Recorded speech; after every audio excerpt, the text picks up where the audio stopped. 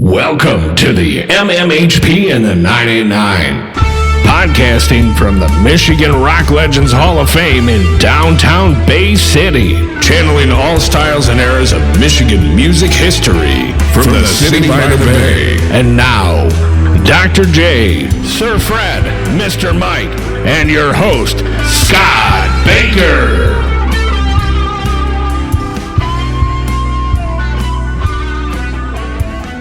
Put out an episode successfully bi-weekly since end of February or early March of 2021. Plus bonus episodes, so every so often, like when House Half Mile comes to town, we throw a bonus one in usually, or if Gary's got something important to announce that he needs out now. It's because our stuff's kind of, like this taping, we're like 6 months out from everything. You won't hear this for like half a year or more. That's how far out we've got so much banked, with great artists. So, yeah, I can't believe it some of the time. Yeah, he goes, did we even do that guy yet from January? I'm like, that'll be coming up soon. Yeah. But it's gotten us, we won the last 2 review awards for live recording, documentation review award thing. It is, we're grateful that we're getting picked in the Saginaw Bay area as being heard.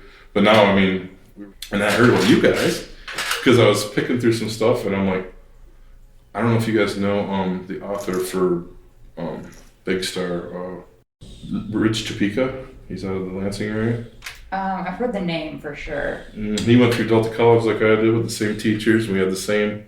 He's a couple years younger than me, and he lives in California right now, and he's a national author. But he has a lot to do with research and music and stuff. And I was doing a search on a Bay City guy because our local record store, the Electric Kitsch, was like, and you're from Bay City, right? I am. Yeah. He's like, Jordan's like, there's a guy in town that you guys need on your show. And Jordan was our sponsor for a year on the show. And I'm like, who's that? And he's like, Tim Ward. So I put on APB for Tim Ward. Is he alive? Is he dead? And Rich is the first guy to grab it. And Rich knew of me. I knew a little bit because I knew Big Star, his big book he wrote. And he hooked me up with all these people. And then some dude from Lansing goes, he's on 5th Street. I don't know where it's at. And I went knocking on the door and tracked the guy down, had him on our show. It happened to be the 50th anniversary of his record. We were talking about it at Third Man today. They knew what it was. Crazy little independent record, So between normal, everyday rock and roll, blues, jazz, country, polka, we've done 2 polka episodes. We cover world music. We also do archival tracking, and we're digging up the bones with everybody, trying to keep the Michigan music up there. And then that's how I came across you guys, was through something Rich put up, and I saw a post, and I seen Gary was on it, and I'm sure Gary probably told us about it, but I probably never saw the link because it was all about his Hall of Fame, the Madonna thing. I heard it, and then at the end he gave a little toss about our podcast, which we were only a year. I think Mike was not even the thing yet when he talked to you. But so today we were lining up things to do and happen and our little stops, and I'm like, we had a couple things fall through, and I'm like, I wonder if you guys answered it, and here we are. Yeah. We happen to be, so fortunately, in the middle of exam week, weirdly. Oh, wow. But both of us had empty Wednesday afternoons. Oh my goodness. By pure happenstance. I got lucky because I had 3 exams the day we had gotten that comment. Like that morning I was in exams. And so Maggie was like on top of it. She was like, did you see this yet? And I'm like, no, just get out of the shower. I'm about to go give a speech. Like, no. Mm-hmm. And she had asked me, and then I knew that I had Thursday exams as well, but Wednesday I was completely free. And then you just had I had one thing this morning, and that was it. And then we were thankfully able to get here. But funny enough, I wrote the paper that ended up being like the concept for this show also right around February of 2021. That's crazy. And then, because the whole prompt was we had to design a radio station around our hometown. She had a way cooler hometown to work with, in my defense. Bay City. Yeah. Okay. And so I heard some of the early ones just to sample through them, and you talk a lot about Bay City. Since Birthplace of Madonna, Stevie Wonder's from Saginaw, Greta Van Fleet from right down the road, and Frankie Muth. Question Mark Mystery and biggest pop song of all time. Yeah, we covered them on our radio days. Yeah, they were like one of show. the first ones we covered. Had to be. Yeah. And it just worked out that we kept doing it, and we started September of 2021 was when the first broadcast happened, and then we've been doing it ever since. And you chose her because? She sat next to me in the class. I inserted myself in her life intentionally. She sat next to me, and her whole strategy for getting me to talk to her was she was going to talk to someone else while she was sitting next to me about the type of music she thought I would be into, and she was right. In my defense, we had all Zoom classes because of the COVID stuff. So we had a bunch of Zoom classes together, and I kept seeing her, and I'd hear the way she interacts with the professors. And I'm like, I know that if we could just talk to each other, if I was brave enough to like actually, because I'm a pretty shy person, I'm not gonna lie. She gets me out of my shell. I'm good, like I can hit a switch and pretend that I'm really bubbly, but I'm very naturally shy. But so I was just getting a good feeling. I'm like, if I could just talk to her, I know we would be really good friends. We would have so much in common. We both have similar work ethics. Like, it would be great. And then, we were supposed to be doing this whole either podcast or radio show at the time. We were given the option. And I was like, I really love music. I want to do something with music. But I grew up with my mom who worked in radio like her as long as she could. And so I was passionate about it. I was like, well, what kind of radio show could you do that's just music? Like, I need a niche and I don't know what. And then I happened to be talking about it with a friend near Maggie. And Maggie was like, I got the thing for you. I was like, I have a paper you should really read. And then she read it and was like, okay, yeah, that's a fantastic idea. Like a Michigan music thing. Like, that would be so much fun. But I'm not going to do it without you. Yeah, I would never just take her idea and go with it. Like, that was fast forward 2 years. Now here we are. And why did you had to do it? It was because the class was an audio production class. Oh, cool. So, because I'm a media production and communications major, and we took like audio production classes, video production classes, and like basic writing classes. Mm-hmm. And through the audio production class, during the second segment of the class, we had to create a 10-episode radio show or podcast. And we both wanted to do radio because I'd done a podcast before, but I wanted to try something new. Mm-hmm.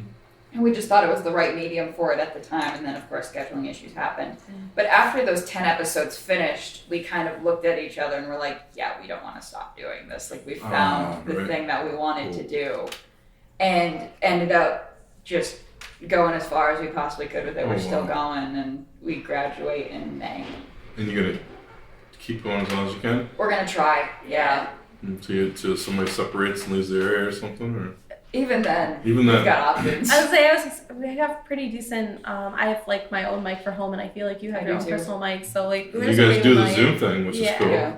We definitely prefer getting to meet with people in person. We like the traveling and stuff. I think it's Maggie's favorite part, but I definitely want to be flexible with as many people as possible, and I didn't want to let distance be a barrier to getting to make these connections. So then we opened it up to Zooms pretty early on, and it helped a lot. We've never done a Zoom yet. However, we are finding that our age listeners and our main people that we're trying to knock out early on are the classic ones from whatever genre.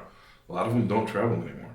So we're starting to open up to phone calls. I've done one. I did a show that we started, I haven't really done a whole lot of, called the Mitten Music 15. It's like 15 questions with someone that current or former, And Mike does a live thing with like a live music thing every so often where he's putting up his video.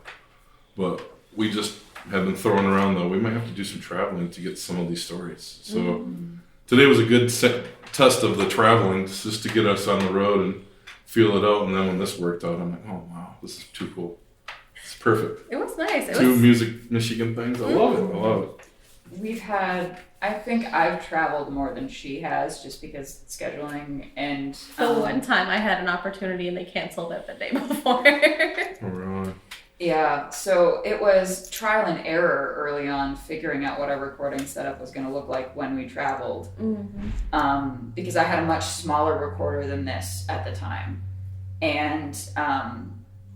I hadn't found out that I was going to be able to do it because I was going to a Verve Pipe concert in Ann Arbor at the Arc.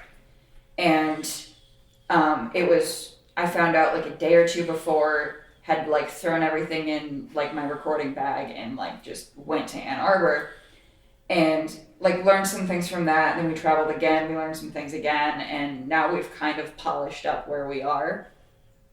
But because we're in Olivet, it's such a small town, kind of in the middle of nowhere, like directly between Lansing and Battle Creek. The next nearest town is 20 minutes away. We accepted very early that we were going to have to travel, which is fine. Yeah. It's not like we've got a whole lot of concerts near us, so we'll go to Detroit or Ann Arbor or Bay City. I think we did one in Holland. Holland, yep. Amazing. I'm glad you guys are doing. Thank you for doing what you do. Thank you for asking us to meet up with you. Like, it was weird because it's middle of finals, but it's nice that we get to be. I couldn't believe when you agreed to it. I'm like, someone can do something on our whim. All right. And it's so cool because you guys are running the same pattern we are. So we appreciate that. I thought maybe they'll let me tape it today too, and we'll do a double episode. They each have our own same episode of something, you know, and interview each other and talk. I like it. What was your favorite podcast, or we'll start with Maggie. What was your favorite podcast that you've done so far, or two that you really, man, this were really good Music Michigan things? So that's a really hard one. I really liked, we did an episode, I don't remember what season it was, with May Erleline. And absolutely She's so adore her. She was so sweet, and like the things that she said like really resonated with me, and it was right before she did the show in Bay City. So it must have been March of last year. Yeah, somewhere around there. March of last year. And I remember that was one of the ones that had taken like a month or two to like actually schedule out, but once we were able to sit down and do it, it was really fun. And then like meeting her afterwards. We've had a couple like that where we've gotten to like talk to someone in advance or talk to them after, and then like meet up with them in person, like at a concert or whatever. We met Jason Singer, who's goes under the name of Michigander. He's from Midland. From Midland, yeah. Got to talk to him before he played a show at St. Andrews Hall, which was really nice. There was, what was the other one? August, who came out of Aquinas College. We talked to them after a show that they played in Holland. That's actually how we got them on our show, is from running into them. They were opening for a band that night. We're like, we have to have you. They're called August? August the Good. band. They were opening for Aaron Zindel and the Ragbirds. Oh, yes. I just did a show. He owns Dunlop, which is our new venue that we're trying to promote basically as a listening room, which is a former dealership he owned, right in between the one-ways. And we did a show there 2 weeks ago for River Jordan to benefit them after Thanksgiving. And the drummer for the Ragbirds, Lauren Kranz, he's from our area, and he got his start opening for me years ago. And he joined us for the evening, and he did his solo thing where I put my band on, and we did a whole set of the band, like the Last Waltz style, you know, with them playing keys. Because Lauren's like keyboard, guitar, drums, singing, master. Yeah. The Ragbirds are so good. And they're such a cool band. Lauren was the first person that we met from the Ragbirds because my dad happened to know him too. So I like introduced myself to him, and that's sort of how we met the band. We never got him on the show, but we tried. We that's how our show got booked, because he's coming up on an episode coming up with us. Nice. We got him on the show, and he's like, we've talked throwback to 10 years ago or 15 years ago. We did a show of the Last Waltz in its entirety with the band Sprout and the Orange at Saginaw, and it was at Pitt and Balcony Theater. And I was the mandolin player for the portion of the evening, but it was all-star lineup from our area. And I was next to Lauren all night, and we were just reminiscing. And he goes, man, anytime a band thing comes up, I'm down. And I'm like, our band happened to be talking about skipping a Halloween show this year and doing Thanksgiving. Let's raise some money and do something at Dunlop, because Mike's trying to build Dunlop. And I said, you want to do this? And I was like, I told you I'm down. I'm like, okay, man. So, what a cool guy. I mean, he's so nice. But the Ragbirds. Well, In that August was is my what favorite group in Ann Arbor. And he's spent, man, tell him how many years and all the stuff you did in Ann Arbor. Well, I was there 29 years, and I worked at School Kids Records. Oh, wow. I ran the record label. But before that, I first moved to Ann Arbor to work at Tower Records. And they didn't really pay very much, because I was a manager and a buyer. And to live in Ann Arbor, you gotta make a little more money than what they were paying. So I got tired of it one day and sent a resume to Steve Bergman at School Kids and got hired the very next day That's with awesome. double the money. Awesome. So that really helped the situation. And I was there until we went out of business. And we had 66 releases Jeez. of all kinds of music. Mostly Ann Arbor, That's Detroit awesome. groups, but yeah, that was probably my best job I ever He had a record store in Bay City, Black Kettle Records, in the 70s. Well, in Bay City from 75 to 77. Yeah. Then I moved at the Saginaw and stayed in business for a few more years. But I also got married at the same time, and that didn't last. But the record store lasted a little longer. But it was because of the record store that the marriage didn't last, but that's another story. Won't go there. But yeah, I've been in I still buy and sell records online now, but That's awesome. Fred's synonymous with about every 2 weeks he gets a big whack of records for dirt cheap. He'll make that money back in 1 or 2 sales. That's amazing. now, Mike, I admire it. forgot to admire tell it. you, I just bought 133 albums the other day. Oh, yeah. Is there a record that you want but haven't found yet? Nope. No. Just curious. I was like, have you ever? No, like, I've been run doing into- this for over 50 years now, so I can't. I love picking I Fred's can't brain think like of that it. too. I'm like, Of tell me any. something, and he's like, I don't care. I've done it all. I love it. He's like, he's got you did though. You've been through it all. It's not like you're Well- straight chicken at it. You'll learn when you get older. I am. I'm already giving away CDs now. I'm trying to. But I want to get back and ask you what your favorite shows were. You never. got to Oh. tell us.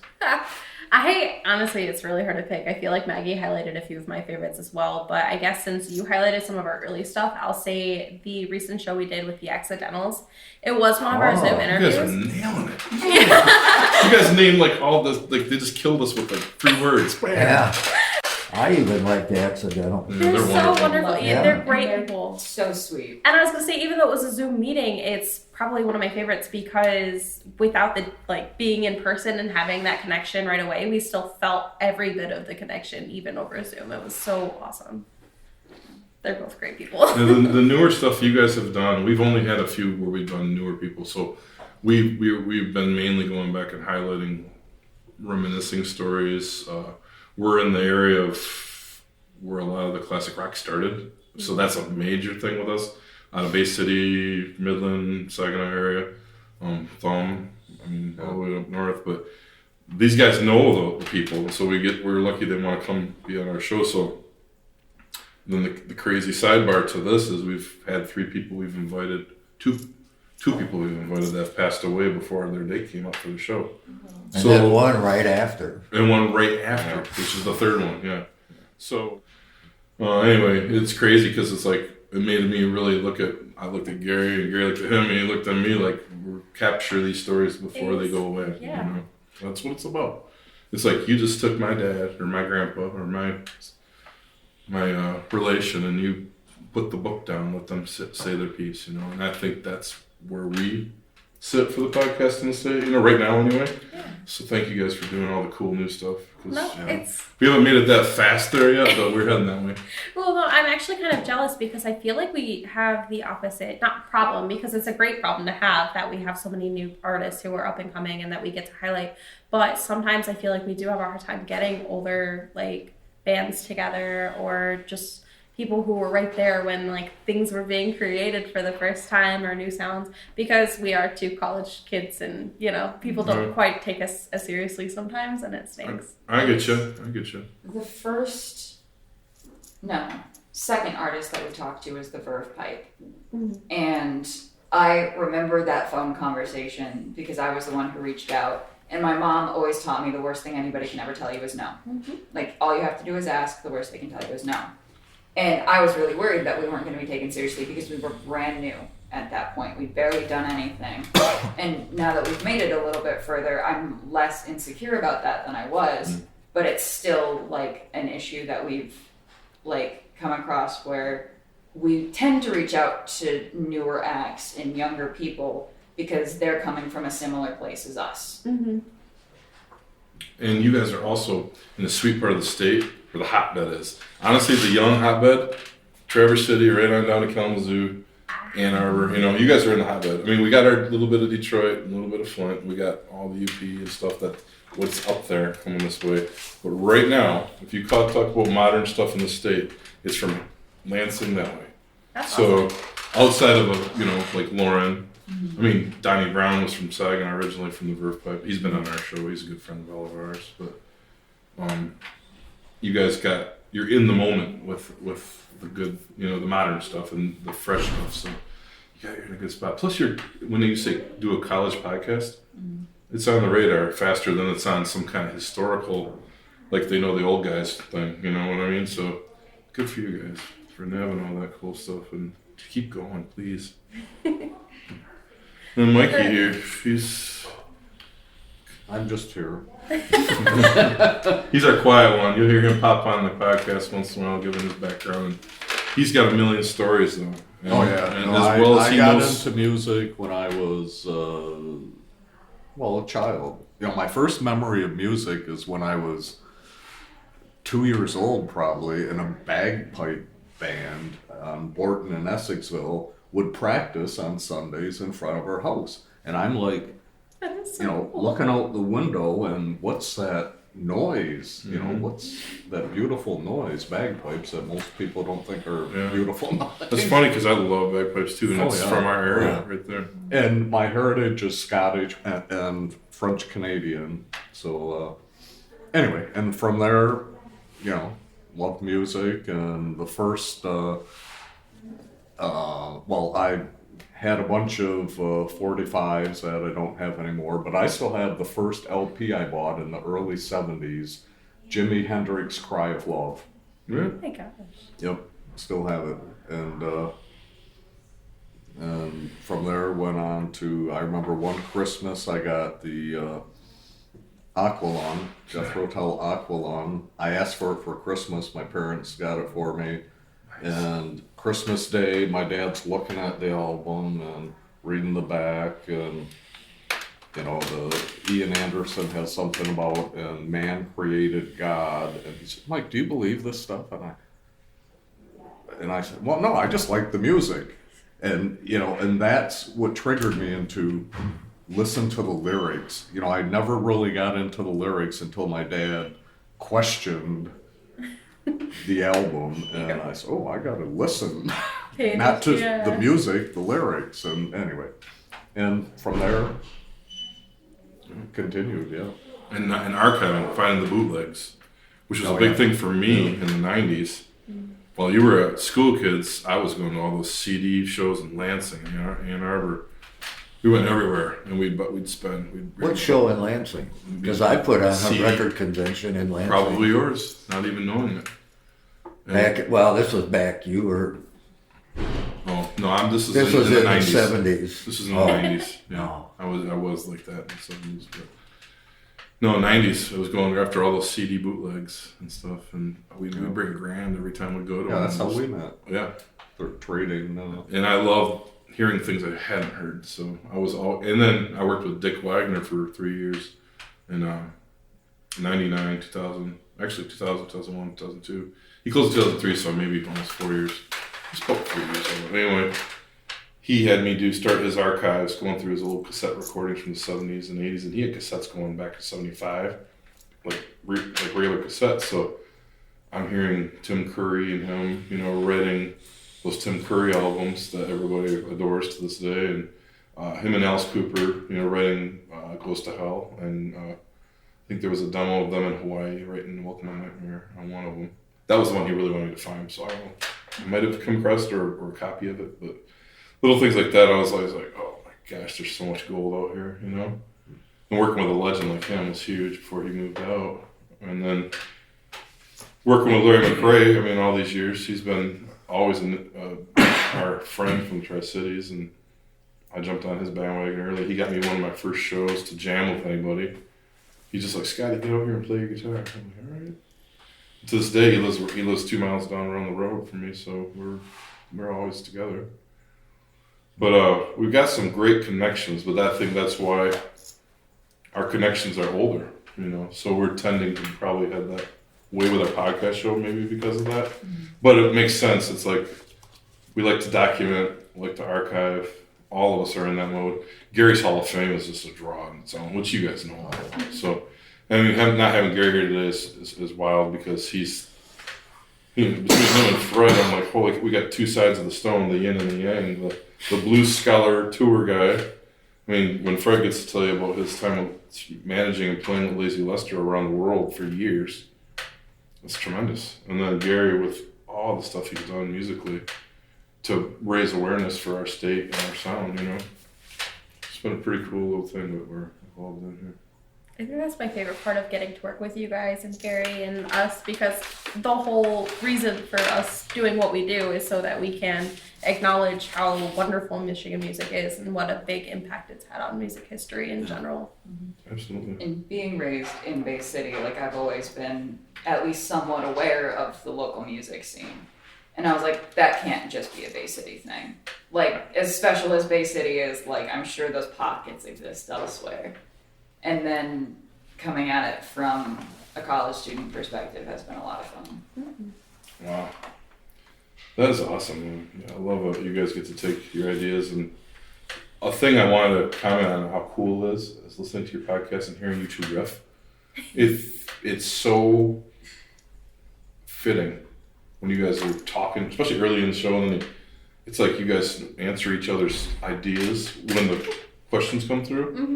and it's super comfortable to hear. And I'm like, oh, it sounds like you're having fun on every show, and I love that. You guys totally vibe together really well, yin yang stuff. Thank you. That took a lot of work. we do have a lot of fun, and actually that's something that we won an award for last year, was how our personalities matched so well together. The Michigan Association of Broadcasters holds college and high school awards every year. And we'd submitted a clip from the Ray Parker Jr. episode that we did last year, because we did one right after Halloween. And with Ghostbusters, we figured, we'd have a lot of fun with it. Because we don't just talk to people, we also do a bit of historical work as well, and doing some of that reflection and finding like the fun stories of Michigan music. And I submitted like a 2-3 minute clip to this thing, and we were one of the first groups from our school to win an award for this thing, just because of how our personalities matched together. It's just really amusing to me because when we first started, we were very scripted. We were afraid of being too silly on air. And even when we switched to the podcast, it was like coming out of that mentality. Us constantly together, like from day one, I feel like we've always had this weird back and forth that I love, but it didn't always come through in our shows and our podcasts. So we worked really hard on like making that natural, almost Gilmore Girl-esque. Sorry, it's the only thing I can compare it to. Cute little back and forth banter that I've always enjoyed having with her from day one, but now I'm glad that like our audience is hearing more of it. Because I think too, it's kind of fun because I'll listen with headphones and I hear high voice. Yeah, that's I hear sweet. Low voice, and they just work. And then the guest is right there, and it's like, dang, I'm impressed. It's so cool. Thank you. It's a good vibe. Yeah. I'm proud of that in the editing too. I'm the one who does all of our editing. Yeah, except for one episode, and I'm pretty sure it wasn't the best. I don't even remember which one it was. Me to be either. honest. I've been very fortunate. I thought I was going to double major. So I am originally a business major with a focus in marketing. And then also I was going to be an MPC major. I learned the hard way that that's a lot of credits at one time. So I ended up dropping down to the minor, but then I wasn't getting as much active editing practice. So I was really rusty, and Mags was wonderful and willing, and she does a way better job than I think every other, that's maybe me, Darcy. I was like, than every other student there, but she does. She's very talented, and I'm very lucky to have her as a co-host. You guys have a passion. Yeah. But then she's got the marketing side of things that I'm terrible at. I don't have anything to do with business. I'm actually a psychology minor.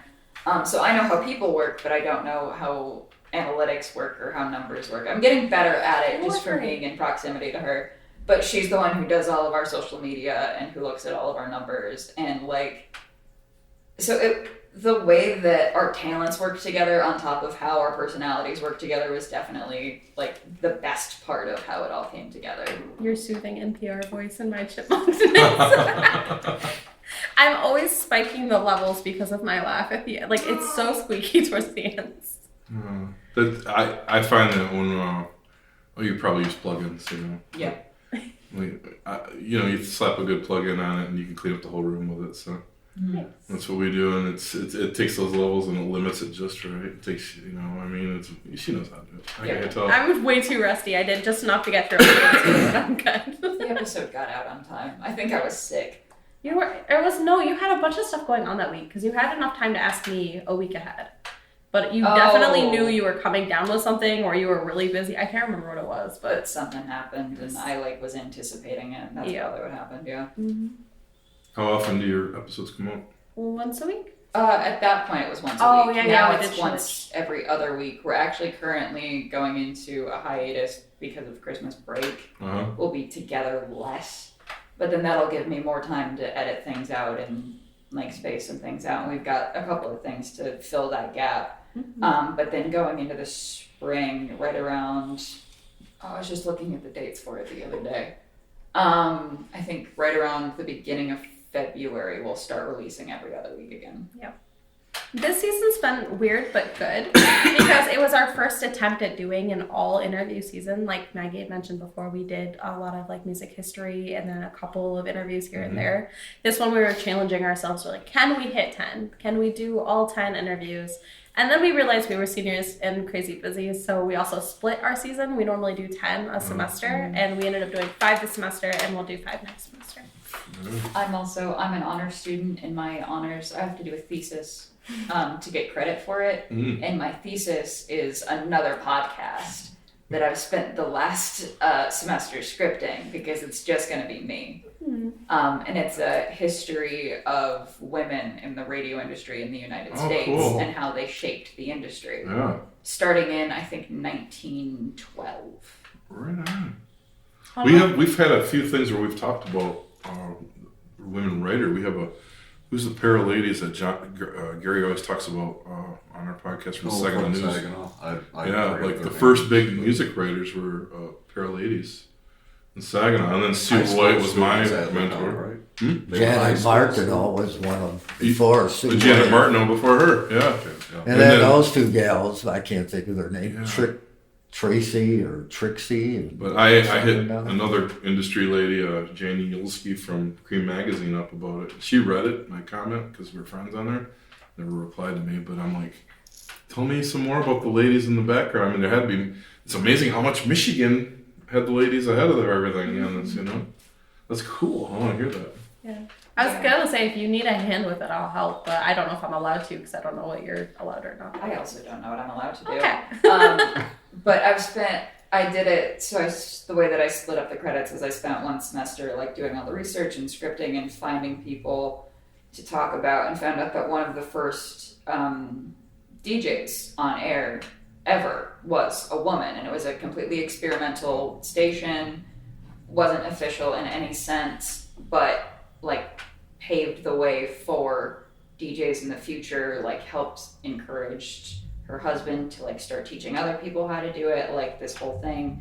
And it's like gone up to like, there's weird little bits of trivia from all over the US. There was a station in the 1950s in Memphis, Tennessee, started by funded by Sam Phillips, who sold Elvis's contract and used the money from selling the contract to found the station because his wife wanted to be a DJ. Really? And it was an all-female station in 1955, Memphis, Tennessee. Wow. Didn't know that. And it was called WHER, which I think is so clever. But it was all women until the 1970s. WHAR? WHER. Was it for real? Yeah. That's awesome. That's cool. Oh my Did you goodness. did you write about Martha Jean, the Queen out of Detroit? I don't think I did. She was a long time DJ in Detroit, mostly gospel, rhythm and blues. But she died just a few years ago. But she was on up until like 50s. She was very, very popular. But cool. you know, she was a female DJ that influenced a lot of Detroit people. I have to look into this. I'm so fascinated. I was excited when you mentioned this topic, but like to know that there's even more like. Yeah. WHER is so cool. I saw the station name. I was like, that's so funny. And like they like named all of the rooms in the station different thing, like the doll den or it was maybe it was the doll house was one of the two. And then the station manager's office, because the station manager was also a woman, wasn't labeled station manager, it was labeled boss ma'am. Boss ma'am. Nice. And I was like, that's so like ahead of its time, but like the goofiest little piece of history. And like that's the whole reason that I decided to do my thesis on that. But like doing bi-weekly while also writing those scripts so that I can start recording them in the fall or in the spring is going to be like, it was just easier on us to schedule out that way. It's cool that you guys can put it together with all that stuff going on that you guys have going on. Oh yeah. Full-time Nice. students, both have jobs. Yeah, I was gonna say part-time workers, full-time students, lots of extracurriculars between the two of A us. great lady DJ just passed, Dusty Rhodes from Deep Tracks, Sirius XM. She's from San Francisco. She was doing it out of the Rock and Roll Hall of Fame on Sirius for the last 6 or 7 years. Dusty Rhodes. She passed, yeah. That must be a big radio name because there used to be a Dusty Rhodes that worked in Bay City at WXOX. And I have an album by Dusty Rhodes. And then there's the wrestler, Dusty Rhodes. Remember that? I think I heard of that guy at some point. But she was, she passed away just, early October or middle October.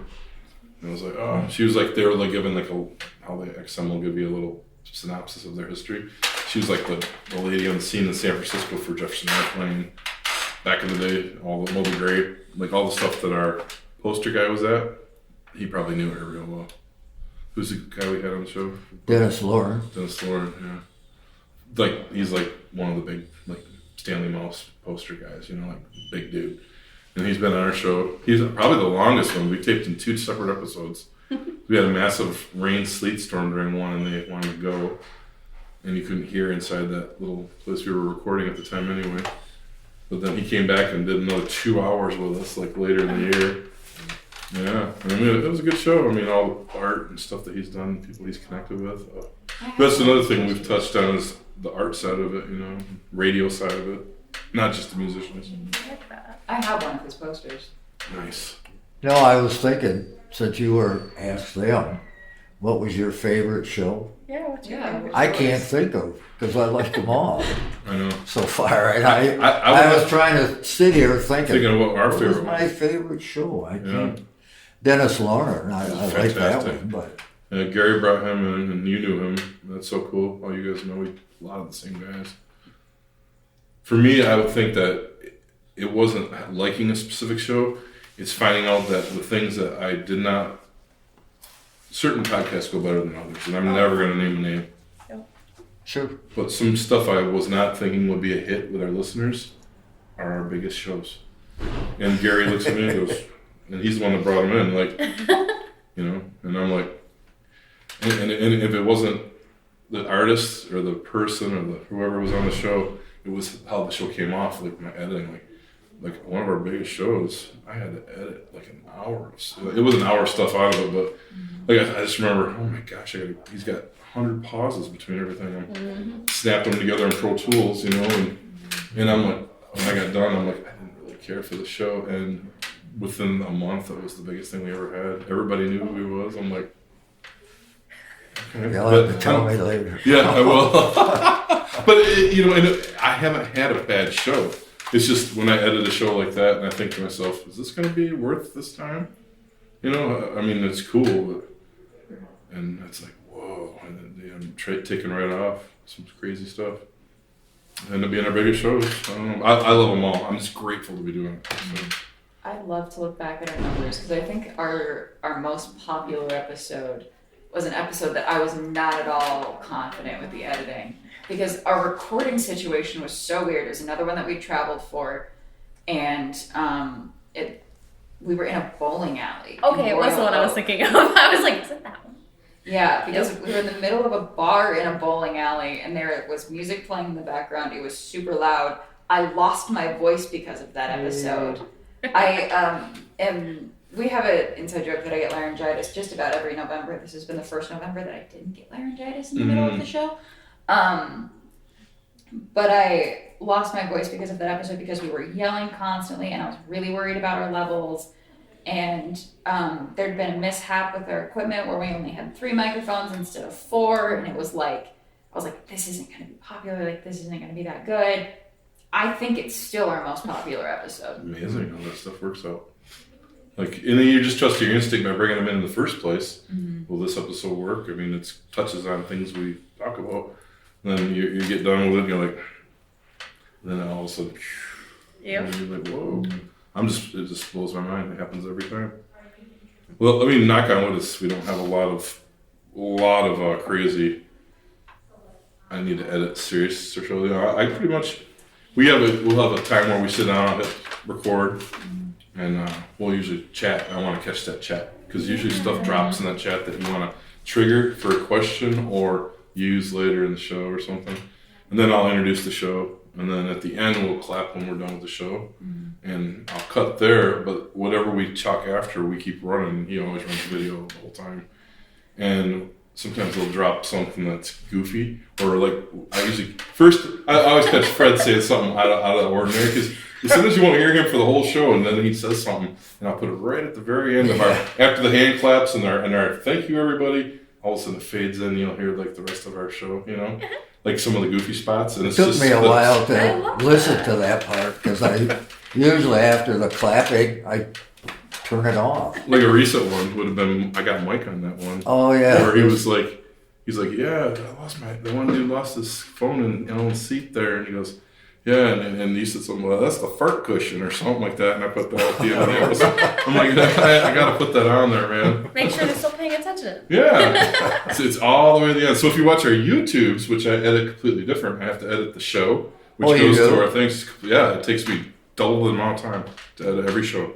Really? I do YouTube with the photos. The YouTube has all the pictures plus all the internet pictures I grab. You don't share the YouTubes. I do though, right? You share. The YouTubes are up there. We have our own page. Oh, I know. That's the only thing I do is put them up on the page. But when a new show comes out, you put the... I don't put that on there. It's automatically selected for Facebook. I have it selected right from Libsyn. Okay. We use Libsyn as our podcast hub. That's what Alan from that house, he's like, Libsyn's the way to go. This is the way to do it. Trust them. Use all their links, Spotify, Apple, Amazon. We did, and we're on all that stuff. Except Spotify now, we have to physically, manually put it in there because they're being danks, but it's X or whatever now. But then YouTube, I have to make the video out of the link for and now I have to do it through Clipchamp or something. It started like three episodes ago, and I had to learn it. I'm like, because Windows quit using the Windows editor. They're like, you can't use this anymore. That's what Clipchamp is. So I'm going in Clipchamp, and I found that it's actually easier. So I pound our photos into it in 3-minute segments, stretching it out. And I don't know how you guys do. Maybe you guys do one episode and it goes out and it's done. Like, we have a 2-hour episode. Sometimes we get those. I'll do 260s. If it's an hour and a half, I'll do 245s. Then you see part 1 and part 2 of an episode, which stretches it out. 9 times out of 10, if it's an hour and 20 minutes or a short one, which would probably be about 55 minutes, it's one episode. It's just going out, But that's where Alan was always trying to tell me, 45 minutes is a cutoff. Try to do another 45. Or you're going to lose your listeners, blah, blah, blah. And then I'm like, every show is like, and then you get one guy and we're like, we're going to be there for 3 hours. Or like that one with him, we had 3 episodes. I did 3 weeks in a row with him for the artist, And Who? The artist that you just mentioned. Lauren. Dennis Lauren. Yeah. Remember we did 3 weeks in a row. Right, Here's a bonus right. episode because I had so much on him. But you know, I'll take a look when I load it into YouTube. Or actually, when I get done with the thing, I know how long it is. But YouTube's, I'm like, sometimes I won't use all the photos. I'll use half the photos now. The other half of the photos I'll use in part 2, so they get different ones. Because my mom listens to it on YouTube while the pictures go through. You know, she gets to see the pictures of the artists back in the day and now, and podcasts and us and all that stuff. And which is a tedious way to do it, but it works. We're on YouTube with it, you know. So That's awesome. that's how I break up episodes and decide it's a part 1, part 2 thing, and always on YouTube. So it just takes me twice the amount of work, but it's worth it, you know. Yeah, I don't know if we've ever had to do a part 2. I know we thought about it We definitely talked about recently it. Yeah. because we had somebody talk for right about 2 hours, and I was really worried that we were just going to have and it was going to need to be split up, and thankfully it didn't. It just ended up being a longer episode, but we were always told like half hour, 45 minutes is probably good, but we've stretched that more than once. Yeah, what are you gonna do? They get going on something good, and you wanna, you know, I know. I'm a pretty good point guard for our crew because Gary's usually the talker. Fred fills the gaps with questions from all the eras, and I'll just like, when was that? What band was that? What year was that? That's my thing. Like I'm like curious, going, man, we're almost stretching into the 70s now. Oh, this is 71. Okay, and I kind of want to do that because when I hear it, I want to know that. You know, like this dude's already in 3 big bands. What year was that? And then it triggers the guys sometimes to go back and tell more stories too. Yeah. But at the end, our wrap up, I'm pretty good with the intros and the wrap up. So I'll try to bring it home when it's like, I look, it's like, holy crap, man. This guy's, and if they're still going, we let them go. You know, like they got a lot to tell us. As long as no one's got to be anywhere, and we usually tape on Thursdays. Like our podcasts are generally always taping on Thursdays when everybody's home. Whenever we can get a guy in that, we'll send out a little list of like, we're here for 3 months till Gary leaves again. Fill all those gaps, and he'll be like, how about this guy? How about this guy? And how about this DJ? How about this author? How about this rock guy? How about this country guy? And we'll just, can you do it? Yep. All right, cool. You want to be part of our show? Now we're getting people coming to us to want to be on the show, which is the coolest thing. And that really opened up over the last year. And right now, it's like crazier than ever. Like the classic rockers are hearing us now. They're coming out of the woodworks. You know, it's like this next season. Yeah. Who's the guy that Rare Earth came to us just now, and Really? that guy, yeah. Send a few our way. I mean, I haven't reached out to him yet. And I might have to edit that out, which is my little trigger to say, Scott, edit that out of the show. Yep. But he just landed the Rare Earth and said, Scott, hook this up. And then El Jaquaz from Savage Grace came. He messaged us. He's like, you guys had Danny on? Well, you got to have me on. And Gary's like, and you were like, we want to have him on since day one. And I'm like, well, you could drive up here? He's like, yeah, put me a gig on up there. He's got the venue now. So we got a venue for you if you want to play singer-songwriter night. Come to Dunlop. We'll do night 1 there and then the podcast here. You know, Thursday night, 5:30 at the Rock Hall of Fame. And we're done usually around 8 every time. Nice. And then the Fridays or Saturdays we'll have music. You know, we've only had a couple shows there. We just started the Dunlop thing. But we've had 2. he's building it. But you've had 2 Hell's Half Mile music festivals there in the other room. Nice. He's got like a mini St. Andrews Hall in the other room. Nice. Which is not the room we use for like our acoustic listening shows. Like that's the showroom, right? Yeah. But the other room is the garage. Car And it's showroom. like 350 people. Like all the Hell's Half Mile big shows are in there. Like full PA, loud, rocking, like mini St. Andrews Hall. It's kind of cool. So he's got the ability to do both. Mike's like, I'm going to start building this up. He talked about it a year ago, and here we are putting it together now. And so we got that to drop. So if you're like coming to town, you're like, can you book me a gig too? And or like we could use that as a little, That's a little nice piece of meat. incentive. Like we can throw you a bone. You know, you take door for this, and I'll pay. All right. And Mike's like, let's bring him in. You know, so I'll set up. I don't know. Since I play live, I have a full PA. I just bring it in and set it up. And Do you have a favorite instrument to play? You've listed a couple that you regularly play, but do you have a favorite? I play guitar all the time. So Okay. guitar is the thing for me. I write on my guitar. You know, write my music and sing, all acoustic and electric. I started out on a saxophone. That was the first one. Yeah.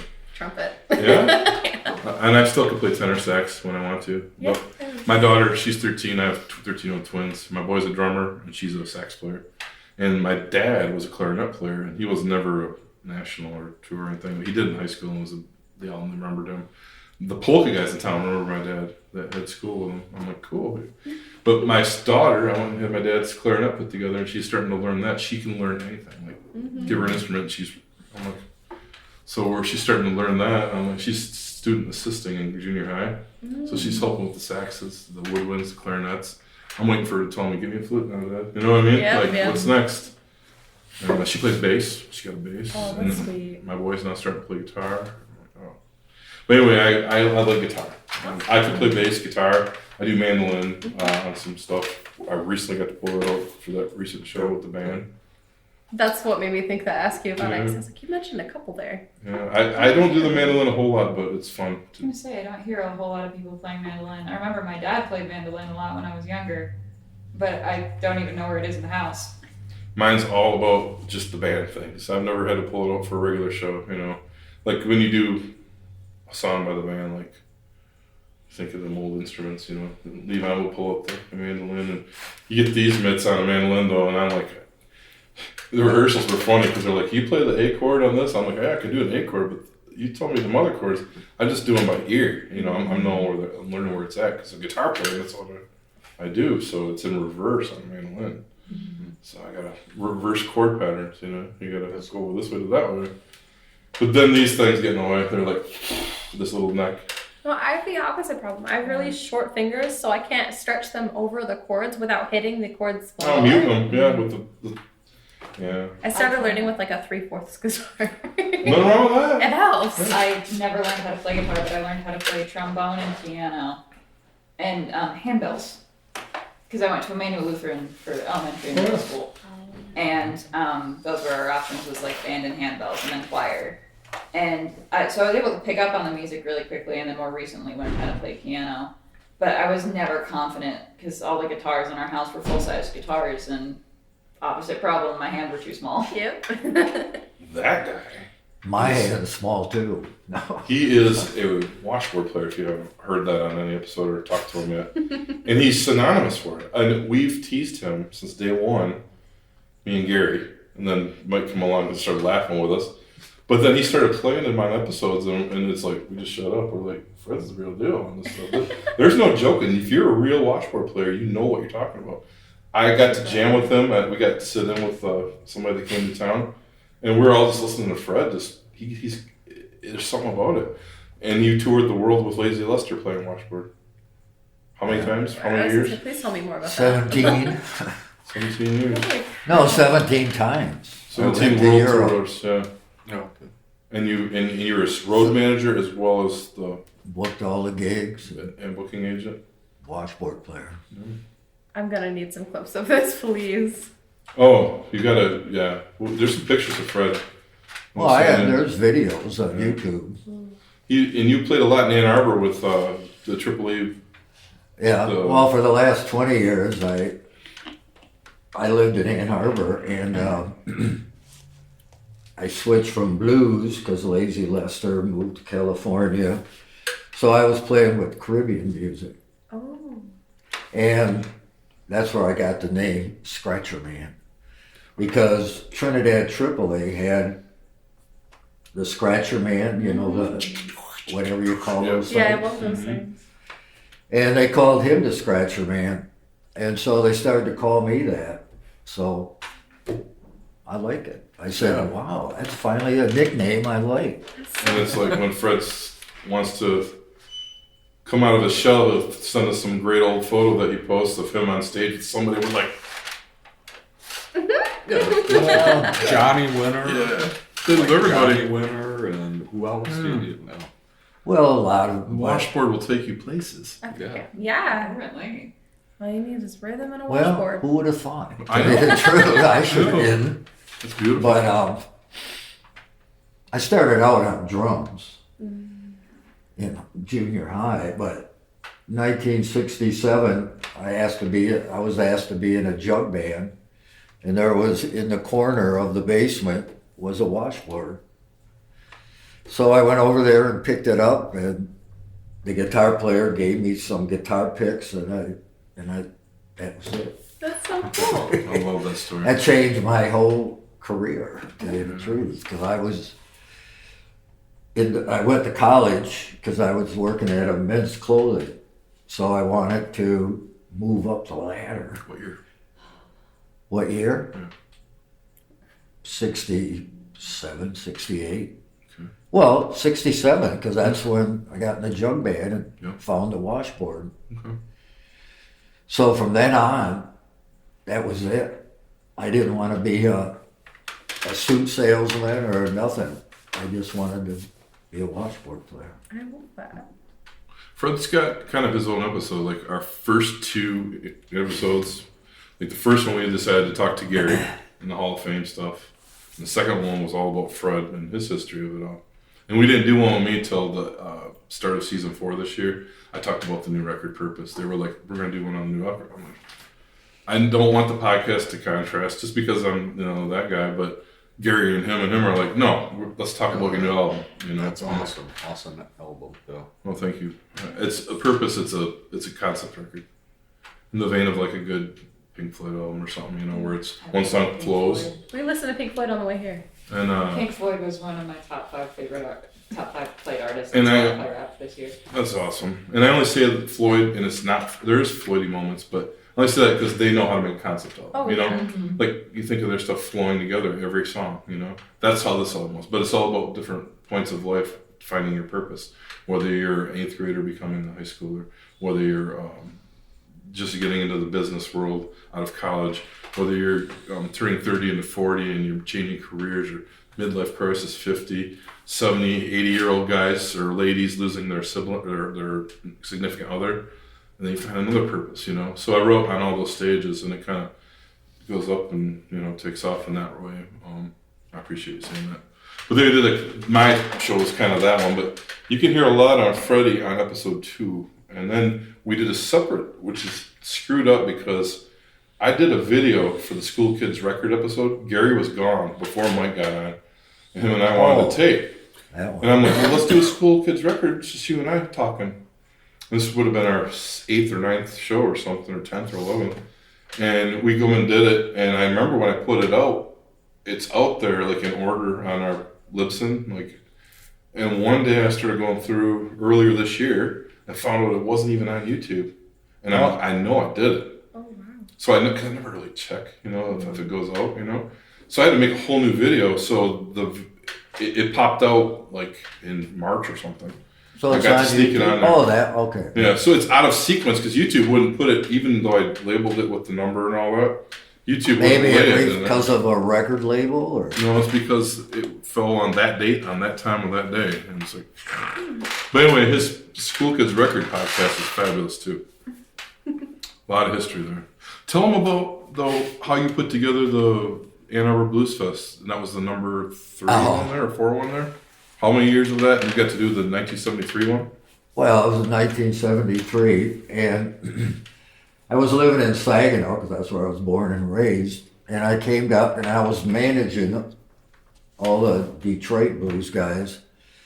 So I had a meeting with John Sinclair, called me and said, come on down, I want to put together a special Detroit review show for Saturday afternoon at the festival, which was the same weekend of Goose Lake. Or no, that was in 70, wasn't it? Yeah. But it was the same weekend as the Ann Arbor Blues Fest. Really? Whenever it was. 71, I think. That was 70 or 71. Well, it had to be 70, because there wasn't one in 71. You're right. But, so I went down there, and they had the whole group there, whoever was involved in the festival. And they said, well, we want you to bring in blah, blah, blah, blah, blah, blah, blah, blah, blah. Washboard Willie, Baby Boy Warren, and I said, okay, no problem. And so they each got 10 minutes or 15 minutes. And I brought in, I talked John Sinclair I told him about Shaky Jake from Saginaw. He couldn't, I don't know, did you ever heard of him? Mm-hmm. Okay. So he can't play or anything. But, oops, I'm sorry. I shouldn't have said Should that. I edit that, Fred? Yeah. Our show Oh, might be Jake edited was a slightly great different than guitar yours. player. Our show's like cut right up there. It's like, we're throwing that old man out there, man. Throw in the wild. You never notice where I have my guts. It's fine. Yeah, you never know where mine are either. I'm really good with it. But we'll know. But Once they Jake come came, Really? and he was supposed to, I got little Matt Collins to back everybody. That was, and I had about, first of all, John Lee Hooker was supposed to go on first. He wasn't there. So when he was a little late, so when John Sinclair said, well, you gotta tell him he's late, you know, we're on schedule, he can't play. And I thought, I gotta do that? He said, well, you're the producer of the show. Yeah, see how So, that goes. so that's what got me actually going on that. Yeah. And being more aggressive. And so I had to go to the trailer and tell John Lee Hooker that, and he drove all the way from California right to there, him and his band. Unbelievable. And I felt really bad. And he goes, because he stutters, he goes, yeah, I know. No problem.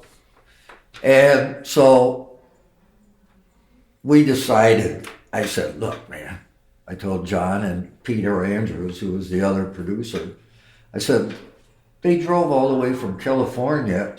He's like the big star of the whole show. So we got him on last, Oh. Which So- worked out real well. which was the best. I don't know why they put him on first, because that wasn't my thing. And then it started 10 minutes of everybody, and Shaky Jake came out. His first time in Ann Arbor, ever leaving Saginaw. 10,000 people in the audience. And he goes into Baby Love.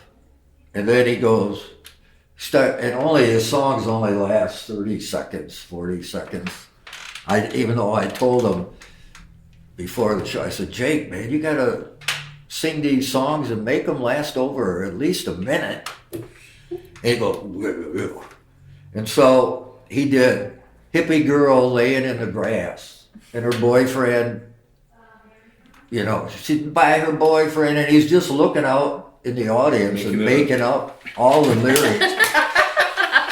So I got a tape of that. NPR taped the whole festival. Oh my So gosh. somebody taped it for me. And I have his set, his 10-minute set. And, oh, I forgot to say, little Matt Collins was playing behind him. And, dude, he goes on stage and he goes, and waiting for the band to stop because they're like doing an introduction instrumental. And I guess I didn't tell them that Jake doesn't need a backup band. I never heard this I story. guess. This is news to me. Well, I've never heard this one. I got the first time telling it, Well, I love it. to tell you the truth. But And you guys got it. no, Making Big deal. exclusive. but so Matt finally quit playing, and you can hear it on the tape, and it's sort of they just like, you know. And Jake continues, and he gets off after 10 minutes, and I go up and get him and say, okay, Jake, time's up, man. And I brought him backstage, and all the hippie girls all started kissing him and hugging him.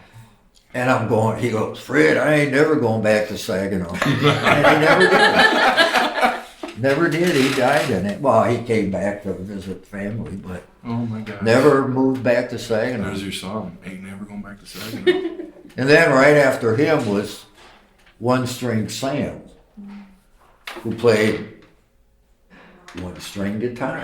It's like Sesame Street or something for blues, you know? And that song, his Love big it. song was, John Sinclair got him, was I Need $100 for My Baby.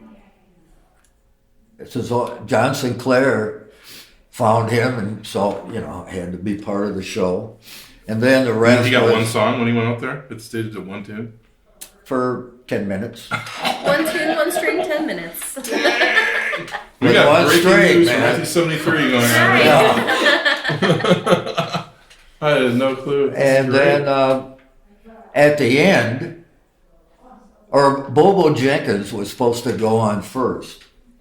And he decided, as usual, for all the things we ever did together, he wasn't going to come on first. He was going to come on last. Oh, no. So he never even showed up. And then he didn't want Little Mac. Well, he showed up about 5 minutes before he was supposed to go on. Ooh, are they closing? 8 o'clock, I think. Oh shoot, it's not even 6. I think it's 8. Well, they turned off the light. Yeah. But so he wanted Steve Nardella's band to back him because they played on his Green album. So at the last minute, and they were all there, that whole band, the Boogie Brothers. So they had to get up and back up Bobo. I never knew all the drama on that one. You said there was drama, but I guess. Yeah, well, like I said, that was 50 years ago. So I was born then. memories So just start popping up. But thank goodness. Yeah, that's great. You got to talk a lot about that third man today too. Tell a little story behind it, so it was kind of cool. That's awesome. I love hearing the history. It's like another bonus to our show. Is just listening to some of these guys and their memories. Not just the guests, but like our dudes add so much to it, from their own perspective, either as a musician or Gary with his rock hall stuff he's done and his teaching. I mean, it's crazy. Well, Gary taught the history of rock and roll, so in college and in I'm a kind of an expert on rock. I taught it myself, but he knows. No, Betty Levette played December 2nd, 1958 at blah, blah, blah. And He I'm was the going, date to the minute to the hour. Yeah. I can't Perfect. remember that. Yeah. It's pretty wild. That's cool though how they dive on that. And a thing though Freddie has too, and we often forget is he gets asked to do. You came to Ann Arbor, you've came to Lansing, you've done the Detroit one you talked about today, where you do one-off shows on the details of like what's the one? Well, my book, my second book. Yeah. Well, not just your book, but you're like the history of that one venue. Oh, the chessmate. Yeah, you That gave one. a whole thing on chessmate to Even though I told him I was only there 3 times, but he said, "Well, you're the expert on it." I thought, He'll put "You together mean a I'm the PowerPoint oldest? and That's all what that you stuff, mean, and right?" go down and speak to an audience on history of places. Well, I had to do one earlier this year on Sunny So you Stitt. you did that in Saginaw. In Saginaw. Amazing. That was, well, that brings the research out in me because I had to, why are you asking me to do it on Sunny Stitt? Yeah, he's shutting off all the lights. Yeah. Oh, gosh. Okay. I heard right on their website it was like 8 o'clock. That's why I chose this place. Yeah, I thought it was 8 o'clock. Well, must be as slow as he. Well, this is part 1. We'll do part 2 when we have Gary and we can do another one with you guys, Yeah.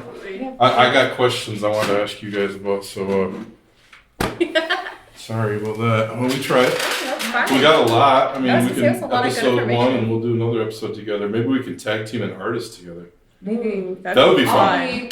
I'll be back in Bay City in a few weeks. We I'll come be home on for Christmas. every time we're doing a show. Well, we're not doing one then, but we start taping again in January through March every Thursday. So, but we can always hook up. Well, the only reason is because Gary's in New Jersey. Yeah, he's got his son lives in New York or Jersey, and he's got a place out there too. So they're out there almost 6 months of the year, every year.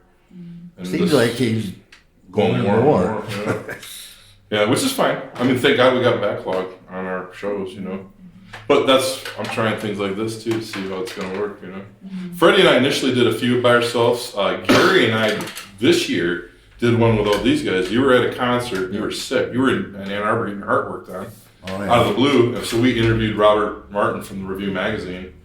And Gary, it was the first time Gary and I did one on our own without anybody, because you and I had probably done 3 or 4 before my team. Yeah.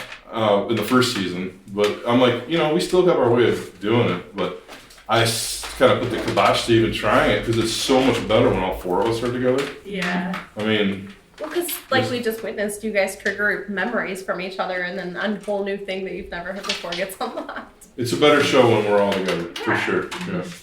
I hate my voice. What? I like your voice. Oh, you do? I feel When I hear it on a tape, I go, oh, God. listening to your voice on tape definitely is something else. I don't like my voice either because I listen to it all the time. Uh-oh. But there's also the other side of that where I don't recognize my own voice because I listen to it so much. I know that feeling. Yeah. And that started when I started recording, like back in our first Muddy Gumbo records. I hear my voice live. And I've never been a great singer. I've really came a long way trying to sing really well, and I think I'm way better now, but my ears quit hearing my voice like somewhere 2 years into it. And on the podcast, I was nervous of that too. We're all kind of like, this is our first podcast. About 3 episodes in, forgot about it. I just moved right in. But it's funny. You're like, you still stick with that in your mind, like today. Well, that's why I don't sing, but I hear my voice and it sounds like I'm nervous, and I'm not. You've got a Cajun drawl to you, though. You've got that like Cajun drawl. Yeah, it's almost like Saginaw. How you say Saginaw? Another Saginaw friend told me that. At the end, the same thing. It's a Cajun thing. You're like, think I it's come from Cajun? Saginaw, and I'm like, what the hell? I is do, Saginaw? and I do that on purpose for some reason. Well, there you go. And it's the Fred accent. But a friend of mine said the exact same thing. Well, he didn't say Cajun, but it's what he reminds me of said like you Justin Wilson. Saginaw, and I'm going, yeah. It's cool as hell how you say it, dude. It always has been. I don't know how I say it anymore. I mean, you have that scholarly voice too, which is like when Gary's interviewing someone. It's very teaching. Yours, when you come on, it's knowledgeable. That's like what that. it is. Gary, because he sounds like a teacher. Yeah, and you come like the old professor, like throwing his 2 cents in, man. It's cool. It's like a dynamic, And I just play point guard and laugh at him all night. So. Then we try to find all the shit that he's hiding at his house all the time. Where's our video? I don't know, man. Oh, yeah. Thank you, guys. Thank you. The MMHP is hosted on Apple, Spotify, YouTube, and our own Libsyn podcast site.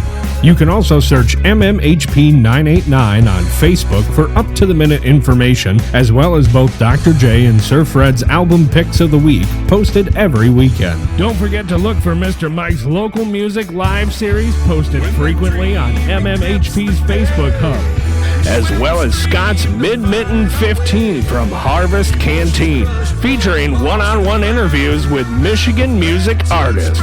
You can connect with Scott on the web at scottbakermusic.com, Dr. J at michiganrockandrolllegends.com, Sir Fred at fredrife.com, Mr. Mike at YouTube at Mr. BT1.